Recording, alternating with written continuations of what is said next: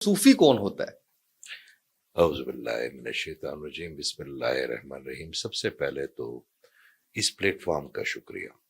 سب سے پہلے تو آپ کا شکریہ، سب سے پہلے تو یہ جو صاحب پیچھے کھڑے ہیں کیمرے کے آگے، ان کا شکریہ، کیونکہ ان کے بغیر بھی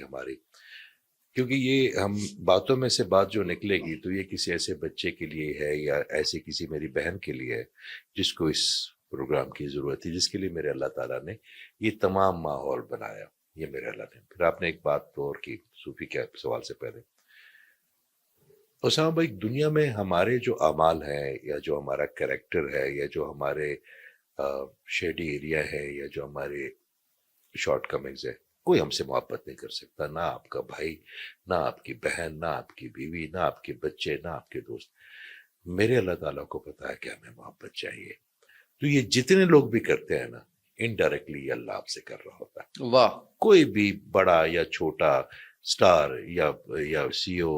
یہ سب میرے اللہ تعالیٰ ان کے دل میں ڈالتا ہے، اور وہ تب تک ڈالتا رہے گا جب تک آپ ایمانداری سے، آنیسٹی سے، اچھی نیت کے ساتھ، انسانیت کے ساتھ جڑے رہیں گے۔ نہیں تو میں نے بڑے لوگ دیکھے ہیں، بڑے وہ صاحب حیثیت بھی ہیں، صاحب بااختیار بھی ہیں، مگر لوگ ان سے محبت نہیں کرتے، تو یہ صرف اس کا شکر، اس کی مہربانی۔ پھر آپ نے ایک لفظ کہا کہ صوفی کون ہوتا ہے؟ صوفی ہر وہ بندہ صوفی ہے جس کے لیے ہر انسان اتنا ہی امپورٹنٹ ہے جتنا اس کا بچہ ہے، جس کے لیے ہر خاتون اتنی امپورٹنٹ ہے جتنی اس کی بیٹی، اس کی بہن، اس کی ماں ہے۔ اور صوفی اصل میں وہ ہوگا جو آپ کو، ایک دن میں نے بابا جی سے ایک سوال پوچھا، میں نے کہا بابا جی اچھا صوفی بننے کے لیے کیا کروں میں؟ ہم کوشش کر رہے ہیں، ابھی تو راستہ بھی نہیں آیا، ابھی تو بہت اللہ تعالیٰ مہربانی ہے کہ استاد اچھے ملے ہیں، تو انہوں نے نالائق بچے کو ذرا سمجھا دیا۔ میں نے ان سے پوچھا کہ بابا جی اچھا صوفی کیسے بنتے ہیں؟ تو انہوں نے فرمایا کہ جو ہوا کی طرح دستیاب ہو، واہ، سب کو، جس کا کوئی دربان نہ ہو، جس کے لیے کسی کی محنت نہ کرنی پڑے، جس کے لیے آپ کو اس کے کوریڈور میں جا کے کسی سیکٹری سے یا ٹائم نہ لینا پڑے، رات کو اگر آپ کو 2 بجے بھی اس کی ضرورت ہو تو آپ کو میسر ہو، وہ اچھا صوفی ہے۔ کیا بات ہے، کیا بات ہے، بہت خوب۔ سر یہ بتائیں کہ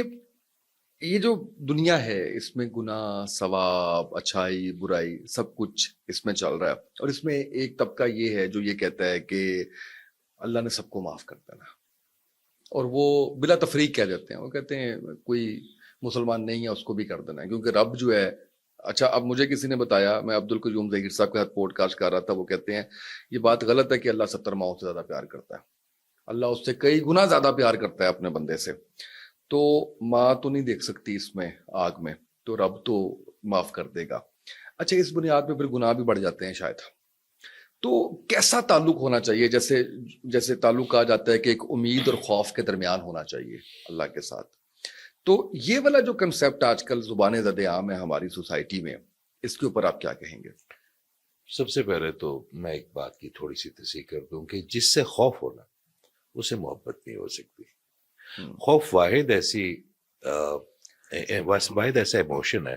جو کسی بھی اور ایموشن کو اپنے ساتھ جگہ نہیں دیتا۔ مثال کے طور پہ اگر آپ کو کسی سے محبت ہے تو اس میں شفقت بھی ہے، اس میں آپ کو اس سے بہت زیادہ ایموشنز ہیں، آپ اس کے لیے پیشنیٹ بھی ہیں، آپ اس کے لیے پوزیسو بھی ہیں، مختلف ایموشن محبت کے ساتھ ساتھ چل سکتے ہیں، مگر خوف کوئی اور ایموشن اپنی جگہ پہ نہیں رکھتا۔ اگر آپ کو اس وقت پتا چلا ہے کہ کسی نے آپ کی جان لینے کے لیے باہر ایک بھیڑ آئی ہے، ہم نے کوئی بات ایسی کسی پوڈ کاسٹ میں کر لی اور وہ آ رہے ہیں آپ کو، تو اس وقت آپ کی جتنا مہذب پن ہے، جتنا یہ سوال ہے، صوفی ہے، محبت ہے، اللہ ہے، سب گئے۔ پھر آپ کو ایک ہی خبر ہو کہ جان کیسے بچانی ہے۔ تو خوف تو مضر چیزوں کا ہوتا ہے، سانپ کا خوف ہونا چاہیے، بچھو کا خوف ہونا چاہیے، میرے اللہ کا خوف کیسے ہوگا؟ میرے اللہ تعالیٰ سے تو آپ محبت ہی کر سکتے ہیں، کیونکہ اس نے تو آپ کو یہ پوری کائنات بنائی ہی محبت کے لیے۔ اور جہاں پہ آپ نے ایک بات بتائی کہ کون بخشا جائے گا اور کون، ہمارا کام یہ ہے، میں اپنی بات کرتا ہوں کہ جو بخشنے کا اور پکڑنے کا جو کام ہم نے پکڑا ہوا نا، کم از کم یہ تو ہم اپنی ایمانداری سے اپنے اللہ کو دے دیں، یہ تو اس کو دے دیں کہ کس کو وہ پکڑتا ہے، کس کو بخشتا ہے، یہ تو اس کا معاملہ۔ ہمارا تو ہمیں تو جو گمان ہم کریں گے، جو اللہ تعالیٰ سے گمان کریں گے، ایک سائنس بھی یہ کہتی ہے، اب 2 منٹ کے لیے ہم مذہب سے نکل آتے ہیں، سائنس بھی یہ کہتی ہے کہ لا آف اٹریکشن ہے، جو آپ سوچیں گے، جو آپ سوچیں گے، جو بھی آپ سوچیں گے، وہ آپ کا مائنڈ جو ہے نا اس کو ایک انرجی بنائے گا اور اس کو آپ کی یونیورس میں انجیکٹ کر دے گا، اور وہ یونیورس کو بنانا شروع کر دے گا آپ کے لیے وہ سیناریو، ٹھیک ہو گیا؟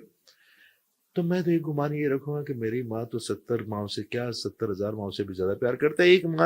ایک ماں سے میں ایکسپیکٹ نہیں کرتا کہ مجھے آگ میں پھینکے گی، ایک ماں مجھے ساری، میرے والد صاحب کی جب ڈیتھ ہوئی تو آئی واز ویری ینگ، میں نے ایک بیوہ عورت دیکھی، اور میں نے ایک بیوہ عورت کی تمام توجہ اپنی اولاد کے لیے دیکھی جوانی میں،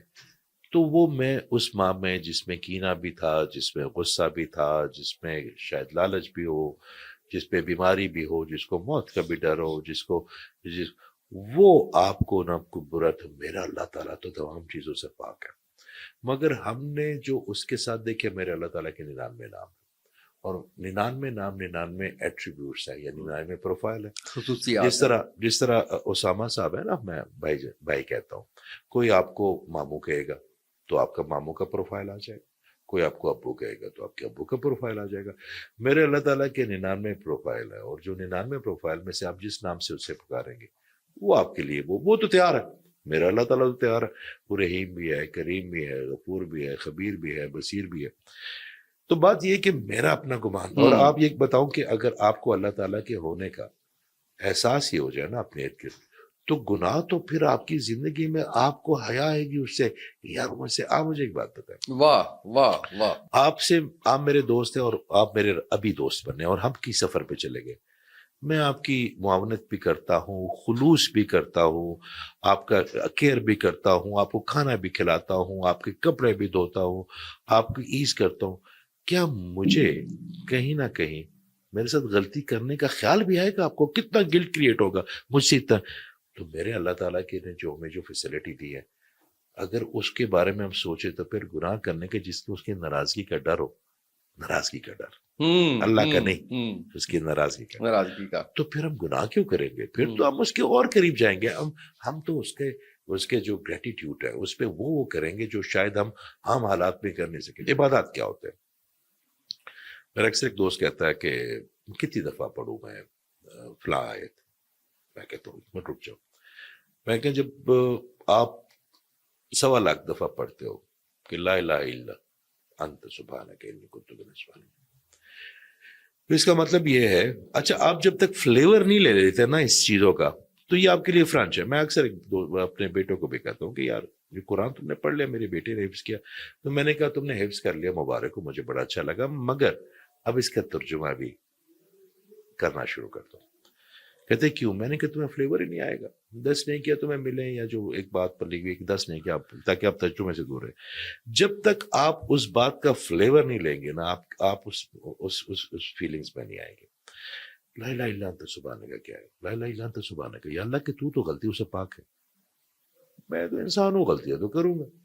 اپنے آپ کو جان مصیبت میں ڈالوں گا، تو معاف کرنے والا، سے میں سے آپ سے میں سے ہو گئے.